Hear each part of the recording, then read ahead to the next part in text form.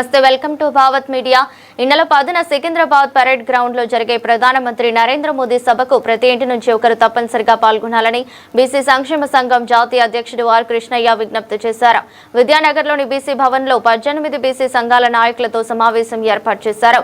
ఈ సందర్భంగా ఆర్ కృష్ణయ్య మాట్లాడుతూ ప్రధానమంత్రి నరేంద్ర మోదీ పాలనలో బీసీల సమస్యలు దశలవారీగా పరిష్కారంకు చర్యలు తీసుకుంటున్నామన్నారు.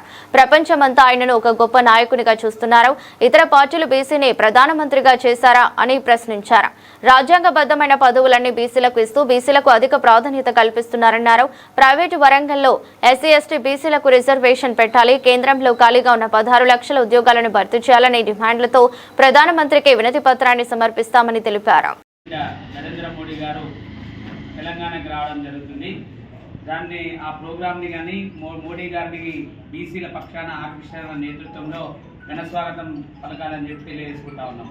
ఎందుకంటే ఈరోజు బీసీల అనేక ఉద్యమాలు కృష్ణన్న గారి ఆధ్వర్యంలో అనేక ఉద్యమాలు పోరాటాలు చేస్తే 75 ఏళ్ళు పరిపాలించినటువంటి కాంగ్రెస్ ప్రభుత్వము బీసీలకి రాజ్యాంగ హోదా ఇవ్వలేదు. అదే కృష్ణన్న గారు అనేక మార్లు మోడీని గెలిచినప్పుడు చెప్పడం ద్వారా అదే బీసీలకి రాజ్యాంగ హోదా ఇవ్వాలని చెప్పి జాతీయ కమిషన్ ఏర్పాటు చేసి రాజ్యాంగ హోదా మోడీ గారి ప్రభుత్వం ఈరోజు 120 కోట్ల మంది జనాభాలో ఈరోజు బీసీలకు ఎన్నడూ కూడా ప్రధానమంత్రికి ఇవ్వలేదు.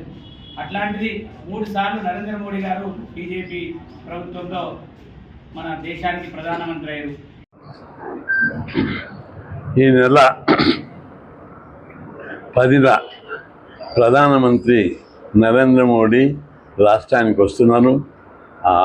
ఈ సందర్భంగా సికింద్రాబాద్లో పెరేడ్ గ్రౌండ్లో జరిగే మహాసభకు పెద్ద ఎత్తున బీసీ ప్రజలందరూ హాజరు కావాలి, ప్రతి ఇంటి నుంచి ఒకరు హాజరు కావాలని చెప్పి 18 బీసీ సంఘాలు ఈరోజు సమావేశమై పిలుపునిచ్చాయి.